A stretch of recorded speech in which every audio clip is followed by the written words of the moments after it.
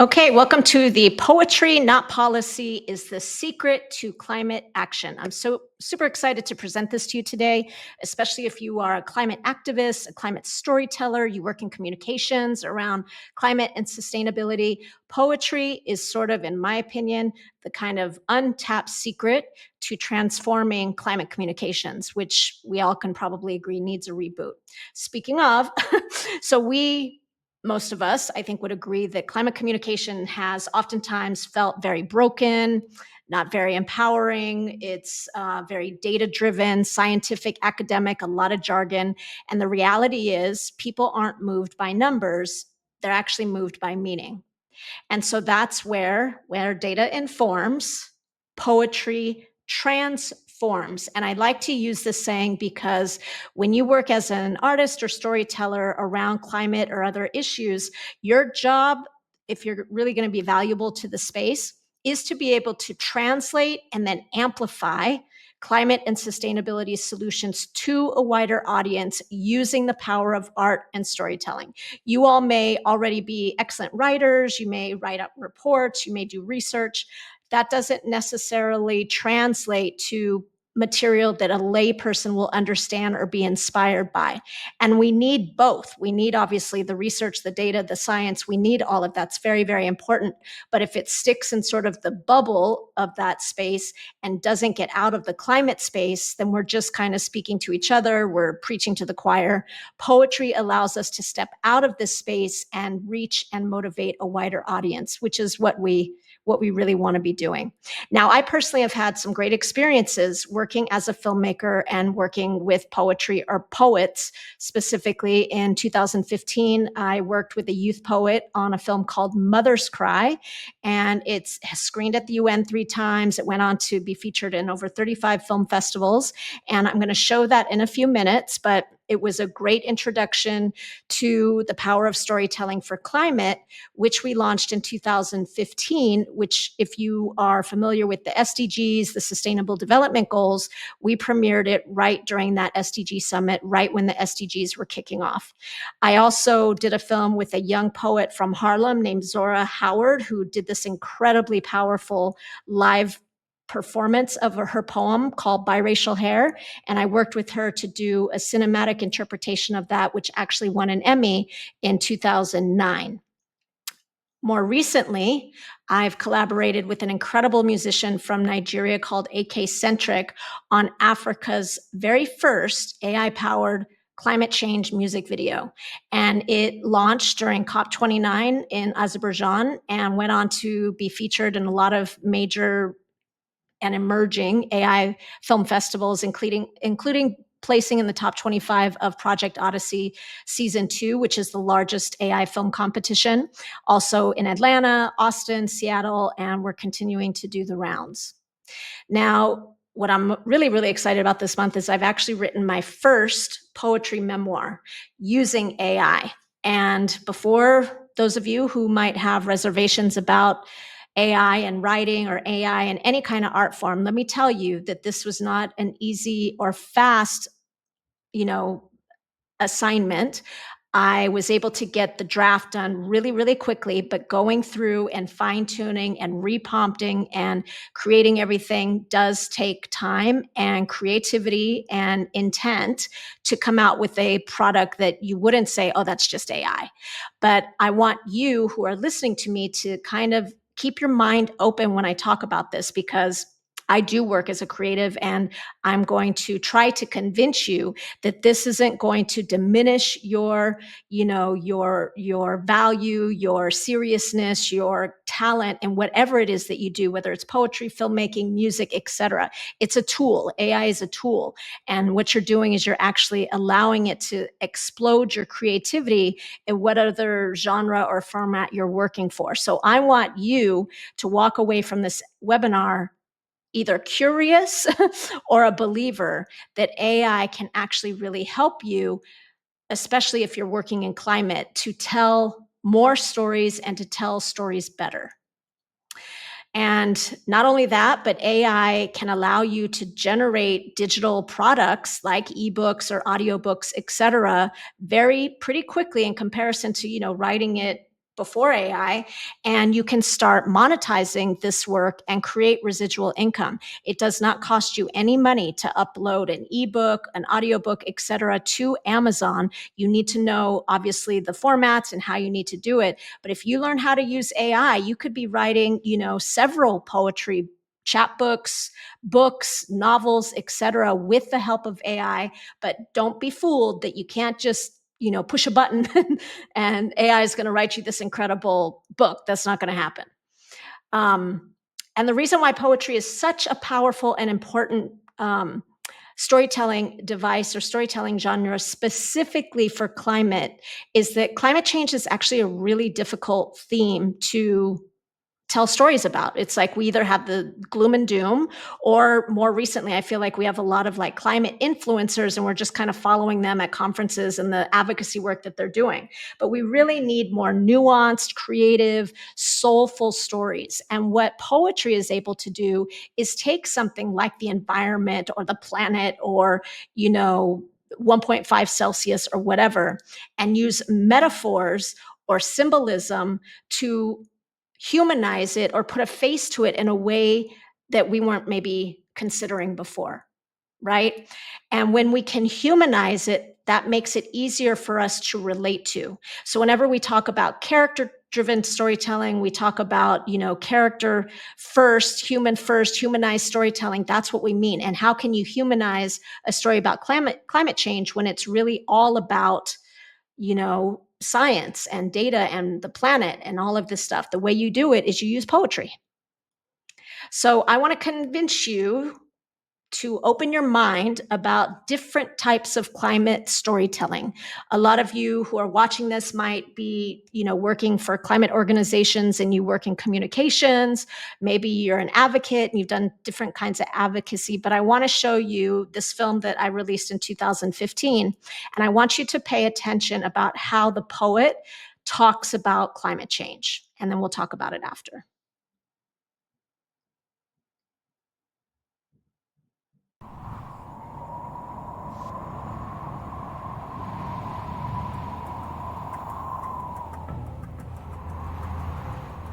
Somewhere close, a woman's hands are shaking like a tantrum under California's feet.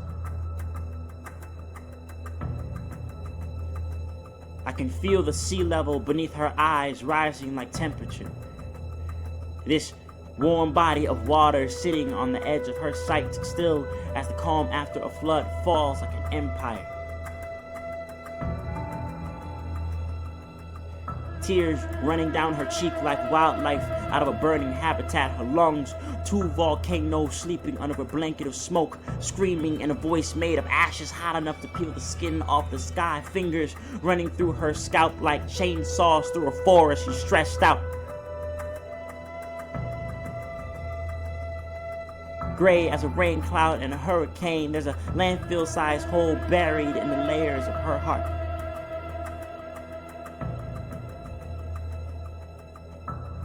I can smell the methane walking out of her pores.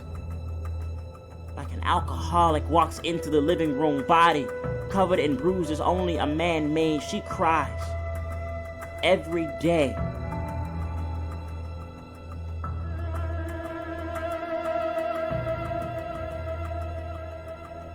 And if you ask her how to make her stop, she'll tell you. Ride a bike with me. Hold my hand with the lights off. Pick those poems up off the floor. Don't throw them away. Finish them. Use them over and over and over, and stop moving so fast. You're gonna miss everything I made for us.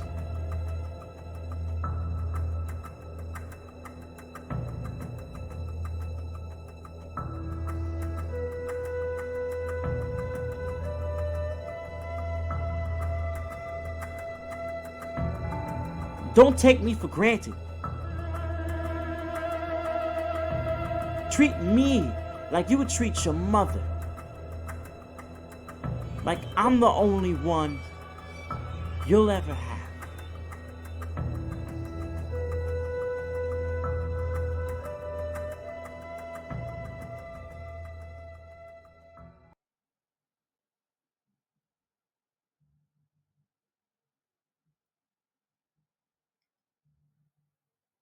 Okay, so just briefly, this was a film that I made again in 2015. The process that I did, I am a professional filmmaker, so I made it pretty quickly, but I shot it in my kitchen with a green screen. And my kitchen's very colorful. It has blue walls, black and white tiles, etc. But I had to work with the poet who wrote the beautiful piece, record it several times, the audio, get out my camera, record him, essentially ad-libbing and performing to the camera. I had to bring out all my equipment. I had like 3 lenses, my camera, etc. I had to shoot it, then I had to edit it. I wanted it high contrast black and white, got the B-roll footage, color corrected it. Any other time a organization, a nonprofit, if you work, as in the communications department, you would have had to essentially cover the cost of the poet, the cost of the filmmaker, the editing, color correction, etc., which can lead up to be pretty expensive, kind of slow, and inaccessible. But with AI, you could do something like input a climate report or a climate campaign language into the AI, and it will translate it into an artistic interpretation. You can generate illustrations, photography, poetry, visuals. You can nowadays with AI record voices. So, for example, if you write this really beautiful poem, but you're not comfortable in front of the camera or you don't like your voice, you can use an AI generated voice and actually make it sound believable. It's not only the generic voices that you hear on these like AI ads all the time. There's some really great platforms. You can then create the video, you can distribute it to film festivals on YouTube, and if you do something like a chapbook or, a full-fledged film, you can monetize it, which is amazing. Now, I just want to quickly address that if you had watched that poem that was just played in that video very carefully, and you are a climate activist, you may have noticed that poet never said the word climate in that poem, never said the word triple planetary threat, never said 1.5 Celsius, never said biodiversity, never used any of the jargon that we are kind of accustomed to when we work in this space. And instead, he used the power of the metaphor, which is, using a lot of comparison. So what he did is he compared the demise of planet Earth to the abuse of a woman, like the domestic violence of a woman. So if you go back and you listen to that poem, he's not talking about things related that we associate with the earth and with the environment again, but rather the experience of a woman, a mother, etc. And that allows us to humanize climate change. And that's why again, I wanted to emphasize that the power of poetry is the ability to use metaphors and therefore being able to, put a face to this issue, right? Also, the old way is that you would have one poet do one production and you'd have one polished video, and then you would put that out, hopefully in the film festival world, you do whatever you need to do. With AI, we could have 1,000 poetry videos. We can have 1,000 voices all over the world writing poetry. We could have 1,000 metaphors, 1,000 stories that can be created by anyone, anywhere, and no film crew is needed. No experience is needed.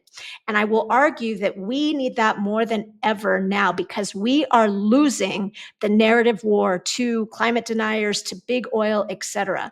But what if all of us, no matter who you are in the climate space, you're a scientist, you're a researcher, you're a professor, you're an academic, etc., young person, whatever, you learn how to use AI to create personalized poetry around your connection to the climate movement, your connection to the climate crisis, and we put out stories and images and posts, etc., we'd be able to catch up a little bit purely by the volume.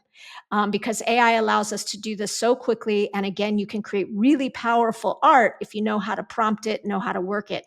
And I want you that are listening to this to think about this because this can really accelerate your career, your influence in the climate space, etc. We have a lot of climate advocates who are, on stages talking about the work that they're doing in the communities, and that is really great. But I will tell you from experience, being a filmmaker has given me opportunities to be on stages where I may not have been there if I wasn't a filmmaker, because I'm an advocate and activist first who learned how to make films. And those films got me special opportunities because I'm essentially a big fish in a small sea. There's not a lot of filmmakers, or there weren't at the time, who would be making films about, these different issues and then get on stage and talk about the inspiration, the process, all of that, which is just very different than maybe hearing about the process of writing a report. It just is what it is. It's not more important. It's not, more significant. It's just different. And so AI democratizes access, and you're going to hear this a lot. And I will speak for myself, like making my Nigerian climate change music video. If I were to have done that as a professional filmmaker, I would have had to fly from Kenya, where I am now, to Nigeria, find the character, film her in different settings, get the music, time the music, the whole thing. But it allowed me to make that film from the comfort of my own home. I'm in my home studio with my imagination, my fingers typing on my computer, and my AI tools. That's it. And so it gives individuals from around the world the ability to speak their truth through poetry, through art and emotion, not data. And when we talk about how important it is to hear from indigenous communities, frontline communities, etc., this is a tool that, if we have access to Wi-Fi, the laptops, etc., can really help amplify their voices in a really creative and powerful way.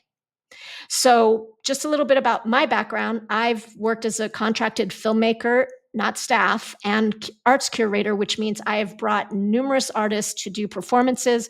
I'm here at the UN General Assembly Hall about to introduce two poets who are on my right, and then you'll see a young singer-songwriter on my left. And I was at the forefront of this because I believe so strongly that we need both. We need serious experts, and we also need translators, essentially. And so I really helped create this. And I want to tell you, more and more, there's more and more opportunities for poets and musicians and dancers and storytellers to have a place in these global diplomacy spaces. And I will also say that, as a filmmaker who's traveled around the world, being able to tell these stories has really opened up my mind, myself, my personal perspective about the world. And I would love to see you all, who maybe don't get to travel as much or want to understand different parts of the world, create stories around events, around situations, and expand your mind through the power of storytelling. Now, in 2015, I also launched an artist coalition with artists from all over the world, the global south, BIPOC mostly, to help, again, translate the sustainable development goals. So we did all sorts of beatboxing competitions. We've had poetry performance for International Women's Day. We've had, artist delegations who've gone to high level meetings like the UN General Assembly or the high level political forum to show that artists are more than entertainers. We're also creative thinkers and problem solvers.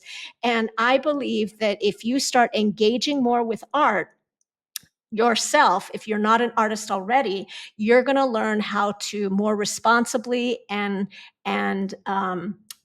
effectively work with creatives. There's a growing movement to bring artists into the space, but if you don't understand art or how artists' livelihoods work, it's a little bit different than bringing in, somebody who has a full-time job with health insurance. Like, it is what it is. It's not better, not worse. It is what it is.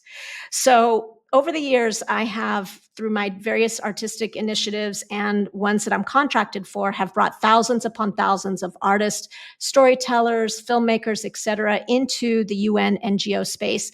And I'm a big, big believer that if we all became artists and storytellers, even those of you that are like, I'm not really creative, no, you are. You just maybe lost it along the way, whereas people like me have exercised that muscle for me for my lifetime. So I'm trying to grow this community of artists and storytellers. And even if you don't identify yet, I would love to eventually get you to a point where you're like, heck yeah, I'm a climate poet. Heck yeah, I'm a climate storyteller, because we need you. We need everybody on board. Our world is in such a horrible place. And I do believe, honestly, that if we had more artists and storytellers in global diplomacy spaces like the UN, our world would be in a much, much better place. So I want to invite you now to explore this new program. It's a training program and an AI arts and storytelling platform that I have built called artsenvoy.ai. And it's really intended to serve both established artists who want to work more in the climate space and climate advocates and communication specialists, et cetera, who want to learn more art and different types of storytelling, including poetry.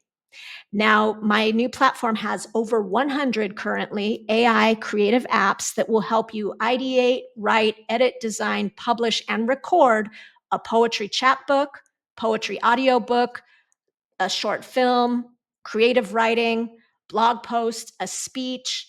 It can help you artify your life, your work, your wardrobe, your body. It's a artist and creative playground, whether you are, again, established or you're new. You're going to have fun with it, I promise you. And you're going to be amazed at what you can actually generate once you learn how to use the different apps. So I'm going to end with showing you a quick other video about how this platform works, and then offering you, so don't go yet, offering you a special opportunity to join me for a climate poetry writing workshop. All right, so let's just take a look at this. Ooh.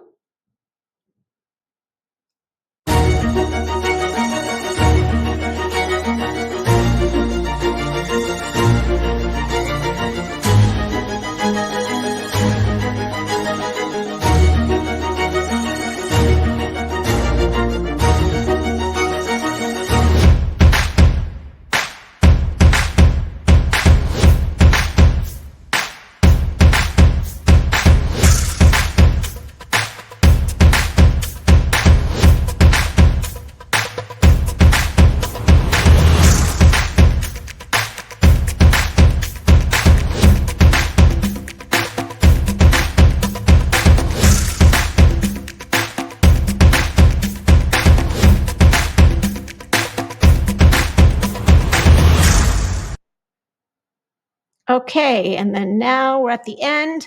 I want to personally encourage you, welcome you, inspire you to join a poetry writing weekend with me April 5th and 6th in honor of both National Poetry Writing Month and Earth Day. At the end of the boot camp, you're going to have an outline to write and publish your own poetry chapbook, where you can learn how to upload it to Amazon. You can create residual income. Plus, you'll get a 30-day trial of the platform. So once the boot camp is done, you can continue using it to explore other art practices, photography, illustrations, etc. It is a creative playground. I am telling you, promise you. And I've built it using the expertise that I have developed over the last 20 years that I'm sure will benefit those of you who care about the climate, care about climate communications, care about climate advocacy and climate action. So I want you to join me. It's only $47. The prices will go up eventually, but right now I'm really just trying to get people convinced that AI is not just a push a button and you get horrible, horrible content. It is for me, a creative's haven if you know how to use it, and I want to teach you how to use it. I want to work with you to transform climate communications, climate poetry. I want us to create a whole army of climate storytellers, again, to offset the narratives that we are losing to. Let's do this. Let's start getting our stories and our artwork ready so that by the time COP30 comes around, we're going to have so much incredible art to showcase. It's going to be like game changing. So just go to artsenvoy.ai /bootcamps. You can also contact me directly. I hope to see you there. I really am such a big believer in this. I've put my heart and soul into building this platform. I'm that much of a believer in the power of art and storyteller to affect change for people, the planet, and future generations. So please join me and let's create a better world together. Thanks.